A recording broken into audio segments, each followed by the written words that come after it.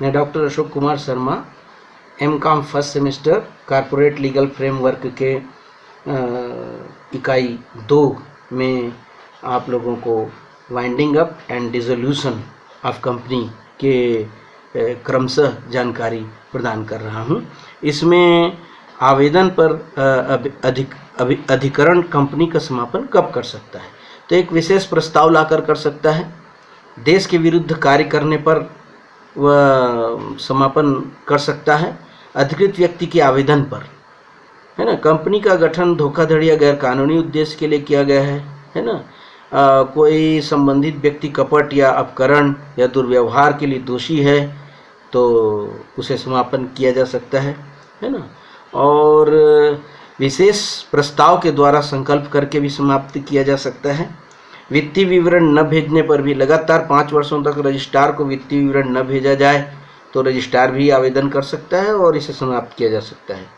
और समापन न्यायोचित भी हो सकता है, न्यायपूर्ण भी हो सकता है। यह अधिकरण का विचार यदि ऐसा है तो समापन कब उचित और न्यायपूर्ण माना जाता है।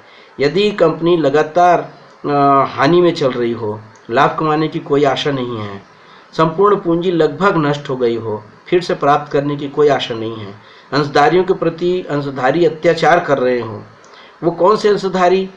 अल्पमत वाले अंशधारी हैं, उनके ऊपर बहुमत वाले अंशधारी यदि अत्याचार कर रहे हैं।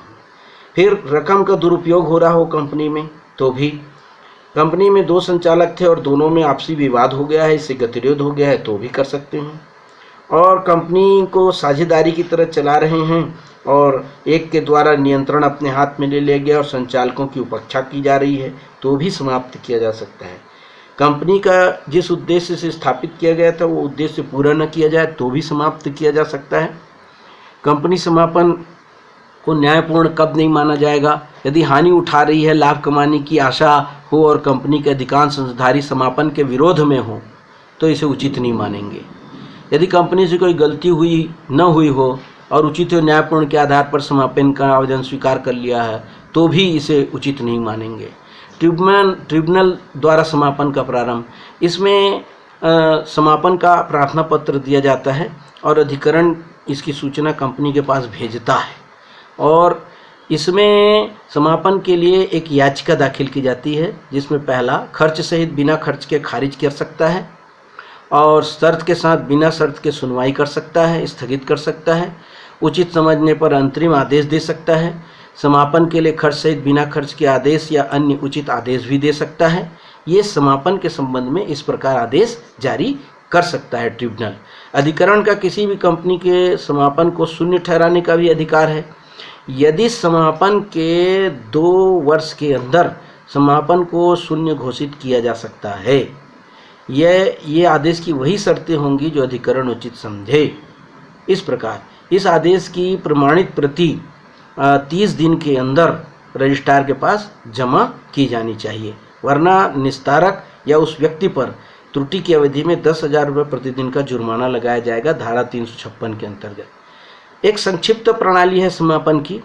यदि कंपनी की संपत्तियों का पुस्तक मूल्य 1 करोड़ रुपये से अधिक है, निर्धारित श्रेणी की कंपनी है, तो केंद्रीय सरकार आदेश दे सकती है कि उसका समापन संक्षिप्त प्रणाली से कर दिया जाए। निस्तारक की रिपोर्ट मिलने के पश्चात केंद्रीय सरकार संतुष्ट होकर प्रवर्तक या संचालकों या अन्य किसी अधिकारी द्वारा कपट किया गया है तो सरकार ऐसा आदेश जांच करने का आदेश दे सकती है। समापन के आदेश का प्रभाव क्या है कि समापन आदेश की सूचना सरकारी निस्तारक और रजिस्ट्रार को देना चाहिए। समापन के आदेश की प्रतिलिपि रजिस्ट्रार के पास फाइल करना चाहिए, धारा 277 के अंतर्गत, है ना। कंपनी कर्मचारियों की नौकरी समाप्त होना, वैधानिक कार्यवाहियों पर रोक करना, लेनदारों व अंशधारकों पर समापन का आदेश का प्रभाव और संचालकों व अन्य अधिकारियों का दायित्व। फिर अंत में ऋणों का प्रमाण पत्र। प्रत्येक लेनदार को अपने ऋण के लिए प्रमाण पत्र देना पड़ेगा। जो लेनदार अपने ऋण का प्रमाण नहीं दे सकता उसका आशय यह नहीं कि उसका ऋण पर अधिकार नहीं है, बस उसे ये सिद्ध करना पड़ता है कि वर्तमान भूत या भविष्य में वह अपने अधिकार को अपने किसी भी व्यवहार और साक्ष्यों से प्रमाणित करे कि भुगतान कंपनी की संपत्ति से किया जाता है। शेष बातें नेक्स्ट। धन्यवाद।